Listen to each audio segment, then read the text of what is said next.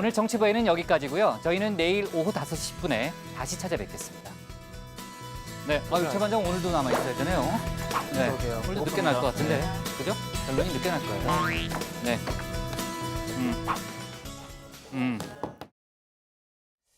자, 그동안 주요 사건 이 피의자에 대한 구속 여부 통상 자정을 넘겨서 결정됐습니다. 그러다 보니까 관용 표현처럼 이르면 오늘 밤 늦어도 내일 새벽 결정됩니다라고 해왔죠. 최근엔 조금씩 빨라지고 있는 추세인데요. 서울중앙지법 신종렬 영장전담 부장판사 어젯밤 11시 김학의 전 차관에 대한 구속영장을 발부했습니다. 덕분에 저도 자정을 넘기지 않고 퇴근을 했죠. 자, 김학의 전 차관 2013년 별장 성접대 의혹이 불거진 지 6년 만에 구속됐습니다. 신종렬 부장판사는 주요 범죄 혐의가 소명이 되고 증거를 인멸하고 또 도주할 우려가 있다라고 했는데요. 자, 일반적인 구속 사유에 모두 해당한다고 본 겁니다. 특히 지난 3월 심야에 출국을 하려 했던 점, 이게 자충수가 됐습니다. 자, 김 전 차관 바람도 쐴 겸 며칠 나갔다 올 생각이었다라고 했지만 법원은 도망갈 염려가 있다고 판단한 것으로 보입니다. 또 그동안 검찰 조사에서는 진술 거부권을 행사하거나 윤중천 씨를 모르는 사람이라고 했죠. 그러나 영장 심사에서는 말이 바뀌었습니다. 윤중천 씨를 아신다는 점으로 인정을 좀 하신 건가요? 부인하진 않았습니다.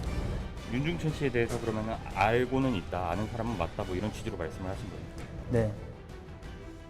자, 이렇게 6년여 만에 돌연 윤중천 씨를 안자는 취지로 진술을 한 건데요. 자, 구속기로에 서자 증거인멸 우려가 없다는 점을 강조하기 위해 말을 바꾼 거란 해석이 나왔지만 결과적으로는 먹혀들지 않은 겁니다. 검찰이 여러 증거를 내놨기 때문인데요. 먼저 2017년 말 검찰 과거사위가 이 김학의 사건을 조사 대상으로 논의하자 이 부인이 성범죄를 주장한 여성을 회유하려 한 점, 그리고 2011년 부산저축은행 비리 수사 땐 김 전 차관이 차명 계좌를 준 사업가 최모 씨를 입막음하려 한 점 등이 결정적이었던 것으로 보입니다. 그리고 김 전 차관 영장심사에서 꽤 긴 시간 동안 최후 진술을 했다고 합니다. 이런 모든 어떤 일들로 인해서 좀 참담한 기분이고 그동안에 이제 어떤 성살 없는 감옥이나 이런 곳에서 산 거나 마찬가지가 아닌가 하는 그런 취지였습니다. 자, 그러나 결국 구속이 됐고 당분간은 참살이 있는 진짜 감옥에서 살게 됐습니다. 자, 길게는 20일 동안 구속 상태로 이 수사를 받게 되는데요.